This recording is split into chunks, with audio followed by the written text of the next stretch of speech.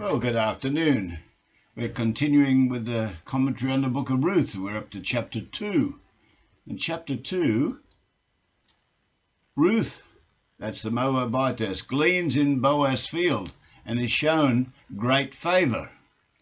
And Naomi had a kinsman of her husband's, a mighty man of wealth, of the family of Elimelech, and his name was Boaz.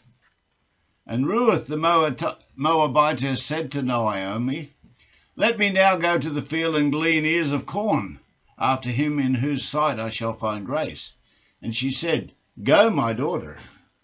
Now notice in verse 2 it says she's going to go and glean ears of corn. Maybe she'd never been into a field before and she doesn't know the difference between corn and barley, because she actually goes into a field where they're harvesting barley. He was a refugee coming into a new land, ready to start work, to support her mother-in-law, not going to the government for handouts. See how much our world has changed. And she went and came and gleaned in the fields after the reapers, and her hap was to light on a part of the field belonging to Boaz, who was of the kindred of Elimelech. And behold, Boaz come from Bethlehem and said unto the reapers, "The Lord be with you." And they answered him, "The Lord bless you." Here was the owner of the field, giving a blessing to his workers upon arrival at one of his fields. There are very few, if any, who does that today in my country. What about in your country? Even in the way he addresses his worker, God comes first. Then Boaz said to his servant that was set over the reapers, in other words, he said to his overseer, "Whose damsel is that?" He didn't recognize her. It was the custom in Israel to leave some grain on the ground so that the widows and the poor people could come and pick up food for themselves without any embarrassment. And the overseer said, that was set over the workers, answered and said, "It is the Moabitish damsel that came back with Naomi out of the country of Moab." And she said, "I pray you, let me glean and gather after the reapers among the sheaves." So she came and has continued even from the morning until now, that she tarried a little in the house. Even though it was the custom, she asked permission first before entering onto someone else's field to glean the leftovers. This was a clear indication of her character. Then said Boaz unto Ruth, "Hear thou not, my daughter?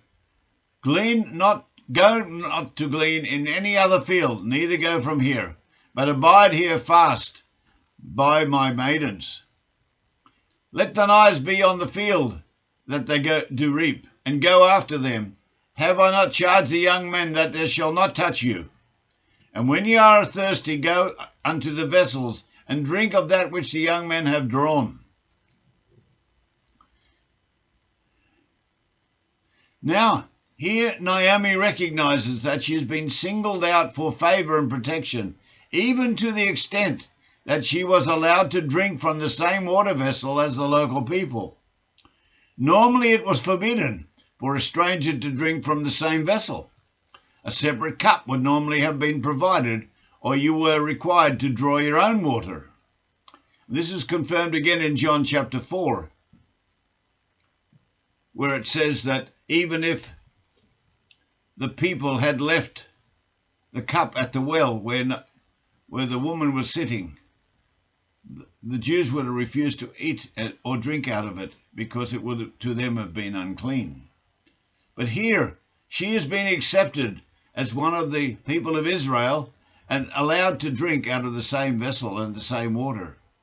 Then she fell on her face and bowed herself to the ground and said unto him, "Why have I found grace in thine eyes, that you should take knowledge of me, seeing I am a stranger?" Then Boaz answered and said unto her, "It has been fully shown unto me, all that you have done unto your mother-in-law since the death of your husband, and how you have left your father and your mother's house and the land of your birth, and have come unto a people that you did not know before.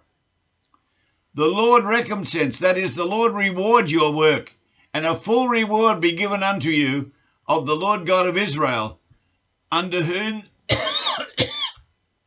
pardon me, under whose wings you have come to trust. The news of Naomi's return as a widow without her husband and her 2 sons was well known all over Bethlehem. It was also known that one of her daughter-in-laws had accompanied her back to Israel, leaving her own family and relatives to help look after her mother-in-law in a land that she did not know. This was seen as an honourable act by all of the people. Then Ruth said, "Let me find favour in thy sight, my lord, that you have comforted me, that you have spoken friendly also unto thine handmaid, though I not be like unto any of your handmaidens." And Boaz said unto her, "At mealtime you come here and eat of the bread, and dip the morsel in the vinegar." And she sat beside the reapers, and he reached her parched corn, and she did eat, and was sufficed and left. So again, she is getting favoritism and blessings, because she's been invited to come and eat the bread that is provided for the workers. And when she had risen up to glean, Boaz commanded his young men, saying, "Let her glean even among the sheaves, and do not reproach her. And let some fall deliberately, some of the handfuls on purpose for her, and leave them, that she may glean them and rebuke her not." So she gleaned in the field unto evening, and beat out what she had gleaned, and it was about an ephah of barley. So now we know she was in a field of barley. And she took it up and went unto the city, and her mother-in-law saw what she had gleaned.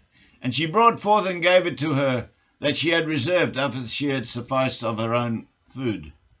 "Where have you gleaned today? And where wroughtest you? Where did you work today? Blessed be he that did take knowledge of you." And she showed her mother-in-law with whom she had worked, and said, "The man's name with whom I worked today is Boaz." And Naomi said unto her daughter-in-law, "Blessed be he of the Lord, who has not left off his kindness to the living and to the dead." And Naomi said unto her, "The man is near of king unto us, one of our next kinsmen." And Ruth and the Moabitess said, "He said unto me also, You shall keep fast by my young men until they have ended all of my harvest. You can stay with us in all of the fields that I own until the harvest is finished." And Naomi said unto Ruth, her daughter-in-law, "It is good, my daughter, that you go out with his maidens, that they meet you not in any other field," because that could have been harmful for her.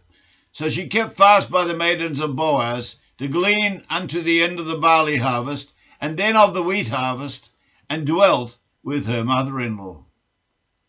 So God was honouring the favour of her oath to be with her mother-in-law, to honour her mother-in-law's God. And God in return blessed her and protected her. And so in the next chapter, in chapter 3, Naomi gives Ruth instructions to lie at Boaz's feet. And we'll go into that in detail in the next session.